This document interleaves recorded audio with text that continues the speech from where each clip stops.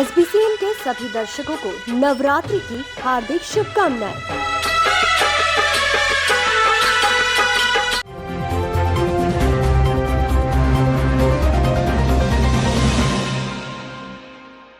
नमस्कार, आप देख रहे हैं एसबीसीएन न्यूज और आपके साथ मैं हूं वैशाली व्यास। आइए बुलेटिन की शुरुआत करते हैं इस वक्त की अहम खबरों के साथ। मनासा तहसील के ग्राम अमरपुरा दाता में 3 बजे ग्रामीणों ने कुएं में 10 फीट लंबा मगरमच्छ देखा, जिसकी सूचना वन विभाग की टीम को दी गई। वन विभाग की टीम ने मौके पर पहुंचकर 5 घंटे की मशक्कत के बाद मगर का रेस्क्यू कर गांधी सागर डैम में छोड़ा।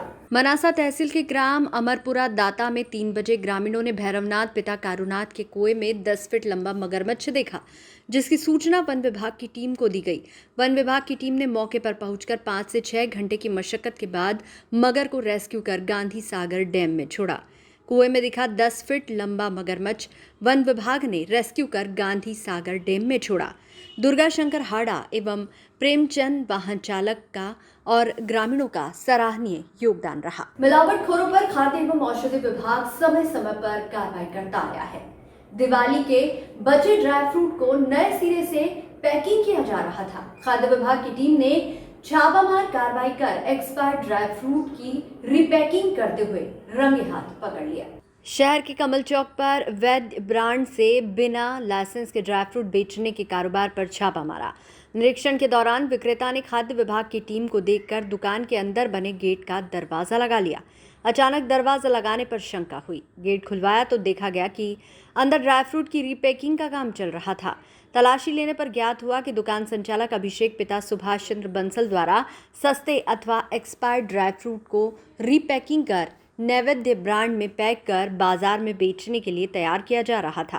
खाद्य विभाग ने आशंकित सामग्री जब्त की तथा पूरी दुकान की तलाशी ली गई। मौके पर दुकान संचालक खरीदी गई सामग्री का बिल नहीं दिखा पाए। काफ़ी मात्रा में ड्राई फ्रूट एक्सपायर्ड पाए गए। 2018 तथा 2019 के काजू बादाम किनोवा सीड्स पाई गई। बाद में दुकान को सील करते हुए अमानक खाद्य सामग्री को जब्त कर नगरपालिका वाहन के माध्यम से ट्रेंचिंग ग्राउंड ले जाकर नष्ट करवाया गया। साथ ही दुकान से कुछ नमूने भी लिए गए हैं, जिन्हें जांच के लिए भेजा गया है। दीपावली और आगामी जो त्यौहार अभी आने वाले हैं सारे, उसको ध्यान में रखते हुए आज ड्राई फ्रूट्स की दुकान के ऊपर यहाँ पे चेक किया गया। इनका जो ब्रांड नेम है वो नैवेद्य है और न्यूट्रीडेल के नाम से जो है ये अपने प्रोडक्ट्स निकालते हैं। लगातार मेरे द्वारा भी व्हाट्सअप और पेपर्स में आगे आगे ये देखा जा रहा था कि इनके द्वारा जो है शुद्ध काजू बादाम इनके लिए क्लेम किया जा रहा है। और उसी तारतम्य में आज जो है हम जांच के लिए यहाँ पर आए तो अंदर जो विक्रेता मौजूद थे उन्होंने देख के पहले अंदर का गेट लगा लिया। तो उसको जब गेट को खुलवाया गया तो अंदर यहाँ पे ये देखने में मिला है कि जितने भी, एक तो सबसे पहली बात इनके पास में रीपैकिंग का कोई लाइसेंस मौजूद नहीं है और पुराने जो एक्सपायर्ड ड्राई फ्रूट्स हैं उनको कंपनियों से या तो ये सस्ते दामों में खरीदते हैं, भी बिल तो नहीं दिखा पा रहे हैं ये, और उसके बाद में अपनी पैकिंग के अंदर उसको पैक करके इनके द्वारा विक्रय किया जाना यहाँ पे पाया गया है। काफ़ी माल यहाँ पे एक्सपायर्ड है जो 2018, 2019 काजू हो गया, बादाम हो गया, किनोवा सीड्स हो गए और अलग अलग चीज़ें जो इम्यूनिटी बूस्टर तक जो हैं, जो अभी कोरोना काल में इतनी महत्वपूर्ण भूमिका निभा रहे हैं, वो सभी चीज़ें जो हैं यहाँ पे पुरानी एक्सपायर्ड चीज़ों को जो है पैक करके, कुछ हालांकि नई भी मिली हैं, लेकिन जो पैकिंग इनके द्वारा जो है अलग अलग नाम से, चाहे वो काजू वाला हो, श्री सांवरिया एग्रो इंडस्ट्रीज़ के नाम से भी इन्होंने मैन्युफैक्चर करना बताया, जबकि उसको ये यहीं पर पैक कर रहे हैं और मार्केटेड बाय अपनी कंपनी के द्वारा बताया है। ऐसी भी आशंका है कि ये ई कॉमर्स के माध्यम से जो है ऑल इंडिया में भी अपने प्रोडक्ट्स, क्योंकि अंदर कुछ ऐसे कार्टून्स भी मिले हैं जिसको पैकिंग के लिए काम में आता है, जैसे अमेज़ॉन या दूसरे इनके ऊपर भी पैक करना, वो अभी विवेचना में है, उसकी हम लोग पूरी इन्वेस्टिगेशन कर रहे हैं। लेकिन प्रथम दृष्टया ये पाया गया है कि यहाँ पे ड्राई फ्रूट्स की, पुराने ड्राई फ्रूट जो एक्सपायर्ड हो चुके हैं उनको नई पैकिंग में और दीपावली और आगामी जो त्यौहार आने वाले हैं सारे, उन पे खपाने की पूरी तैयारी इनके द्वारा की जा रही है। सर, कुछ खाद्य सामग्री के अंदर कीड़े भी दिखाई दे, क्या कुछ रहा है? अनहाइजेनिक कंडीशंस के अंदर जो है यहाँ पे पैकिंग चल रही है विदाउट लाइसेंस। इनकी समस्त सामग्री जो अनहाइजेनिक है उस सभी को नष्ट कराया जाएगा और अभी इनका प्रेमाइसेस जो है उसको बंद किया जाएगा और भविष्य में ये यहाँ से भी व्यापार नहीं कर पाएंगे। केंद्र सरकार ने नई अफीम नीति 2020-21 की घोषणा कर दी है। खासकर मंदसौर संसदीय क्षेत्र के किसानों को नई अफीम नीति का इंतजार था।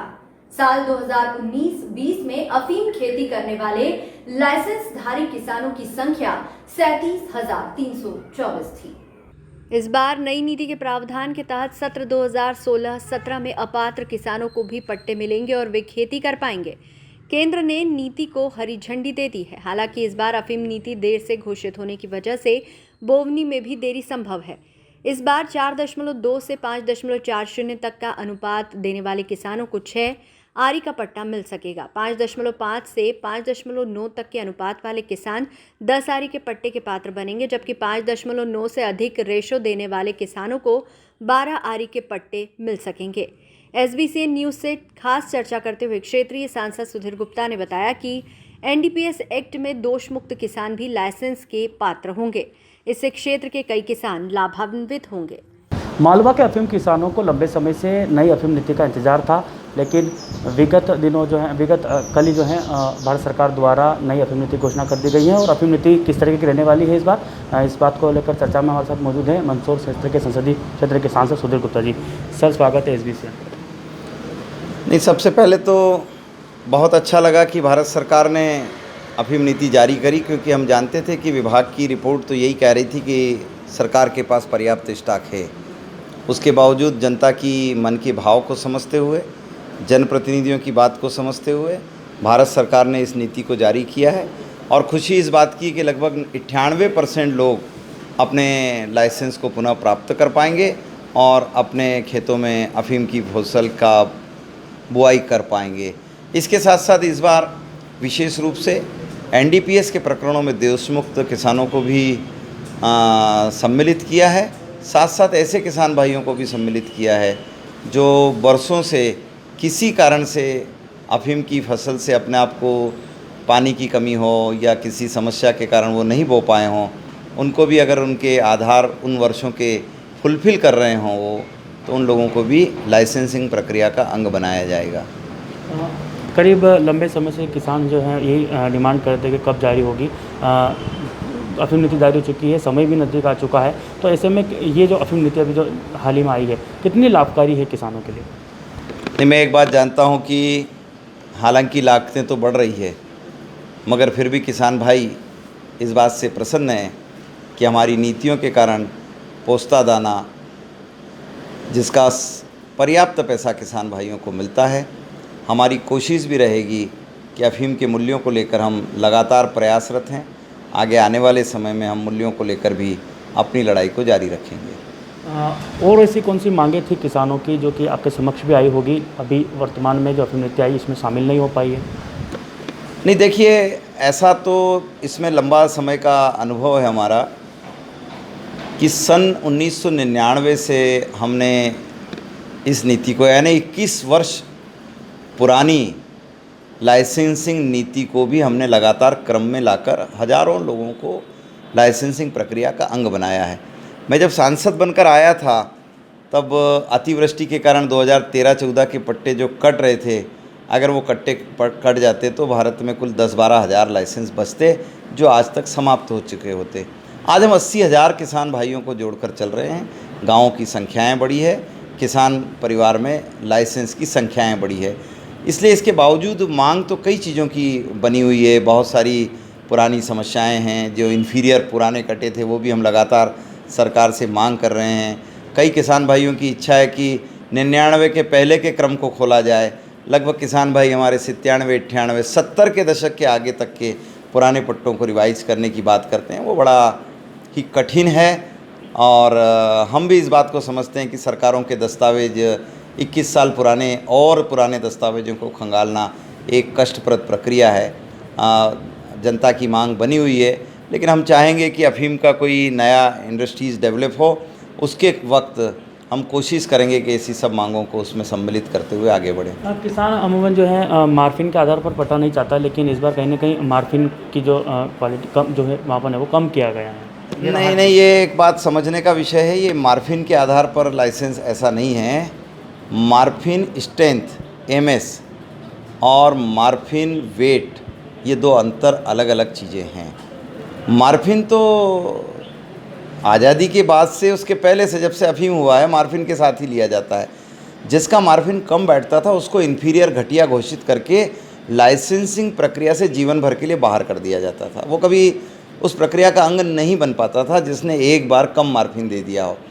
हमने उससे बचाव के लिए मार्फिन स्ट्रेंथ को कम करते हुए सरकार से एक फार्मूले पर काम करने के लिए निवेदन किया और वो फार्मूला आधार बना जिसमें किसान के द्वारा दिया गया वजन, किसान के द्वारा दी गई मार्फिन, किसान के द्वारा दिया गया गाढ़ता, इन तीनों को गुणित फार्मूले में लेते हुए और जितना रकबा किसान ने बोया है उसको भागित में लेते हुए जो निकल कर आता है वो मार्फिन वेट निकल कर आता है। मार्फिन फार्मूला यही है और इसके आधार पर ही तो हम दम से कह सकते हैं कि 98% किसान लाइसेंस पा गए।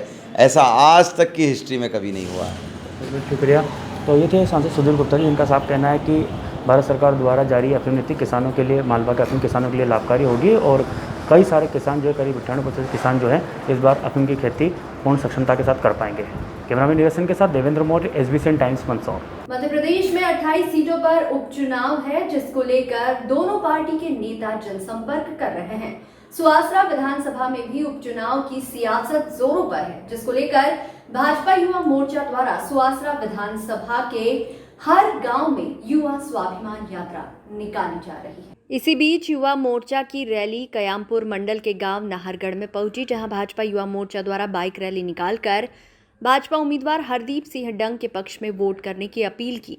वहीं भाजपा सरकार के 15 साल के कामकाज बताए।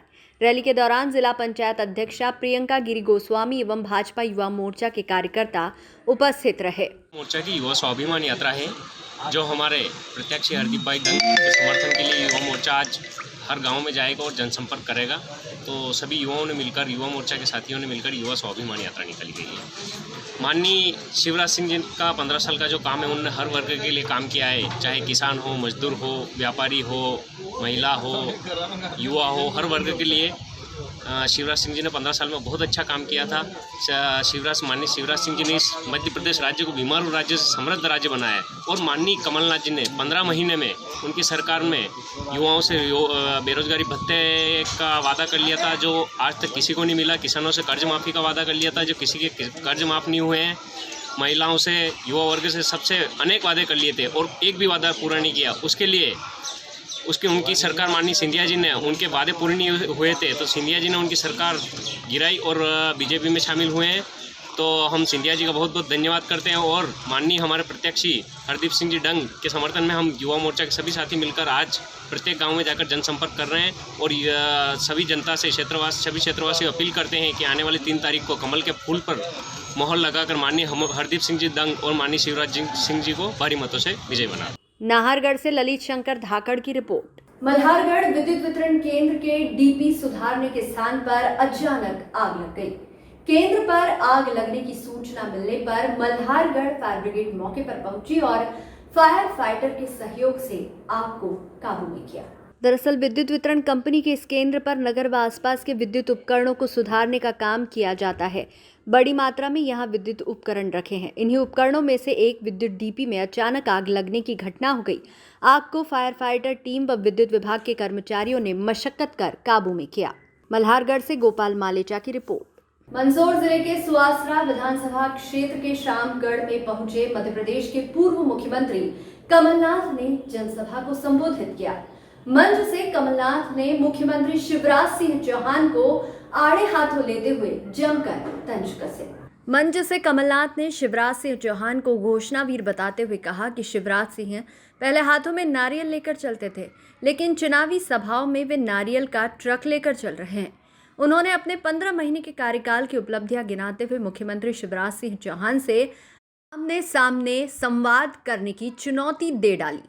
पूर्व मुख्यमंत्री कमलनाथ कांग्रेस प्रत्याशी राकेश पाटीदार के समर्थन में जनसभा को संबोधित करने पहुंचे थे।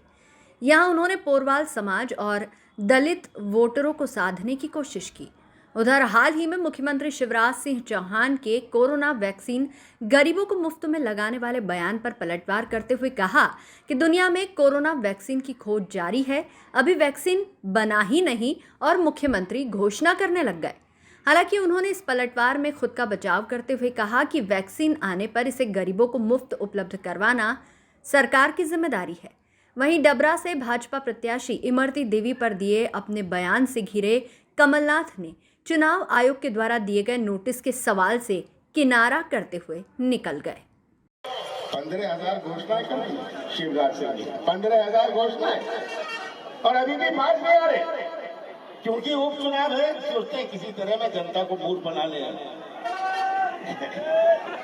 तो मैं तो कहता हूँ हमेशा, नारियल लेके जेब में घूमती है, अब नारियल आजकल नारियल लेके जेब में तो नहीं घूम रहे, आज तो नारियल लेके ट्रक में घूम रहे हैं, नारियल में ट्रक भर्ती घूम रही है कि नारियल फोड़ लो, जनता को मूर्ख बनाओ। बड़ी अच्छी एक्टिंग कर लेते हैं आप तो, शाहरुख खान को भी, सलमान खान को भी नीचा दिखा दोगे, ऐसी एक्टिंग करिए, जाइए बम्बई एक्टिंग करिएगा, मध्य प्रदेश का नाम तो कहीं रोशन होगा आपकी एक्टिंग से। हाँ, लोग आते थे, मैं कहता था चलो चलो, उनको कहता था जो माफिया के लिए आते थे, उनको मैं कहता था चलो चलो, जो माफिया के लिए आते थे, क्योंकि कमलनाथ को कोई दबा नहीं सकता था, कोई पटा नहीं सकता था। और पूर्वाल समाज एक समझदार समाज, एक समझदार समाज है, पूरा देश जानता है कि आप ईमानदारी के लिए प्रसिद्ध हैं। तो मैं तो सबसे कहना चाहता हूं, कमलनाथ का साथ मत देना, कांग्रेस का मत देना, पर सच्चाई का साथ दे देना। ये झंडे नहीं रहेंगे, ये मंच नहीं रहेगा, पर 3 तारीख के बाद हमारे नौजवान उनके साथ रहेंगे, इनका भविष्य कैसे सुरक्षित रहेगा, और 3 तारीख के बाद कमलनाथ भी रहेगा। मैं आपसे यही कहना चाहता हूँ, जवाब देना मैं दे दूंगा। आप क्यों चिंतित हो रहे हैं? नहीं सर, क्या माफी मांगेगा? आप क्यों चिंतित हो रहे हैं? तो जवाब देना मैं दे दूंगा। सर ऐसी क्या वजह हो सकती है? कोरोना वैक्सीन अभी आई नहीं, शिवराज सिंह जी फोकट में घोषणा कर रहे हैं, अब उनको बहाना मिला है। हम सर 2 मिनट का समय दे दो। स्वाभाविक है, जैसी कोविड वैक्सीन आती है तो हम लोगों को कोविड वैक्सीन मुफ्त में देंगे, पर अभी कोविड वैक्सीन का तो नाम निशान नहीं है, इसीलिए तो शिवराज सिंह जी घोषणा कर रहे हैं। मैंने जवाब दे दिया आपको सर। इस बुलेटिन में फिलहाल इतना ही। लगातार न्यूज अपडेट्स के लिए देखते रहिए SBCN न्यूज। नमस्कार।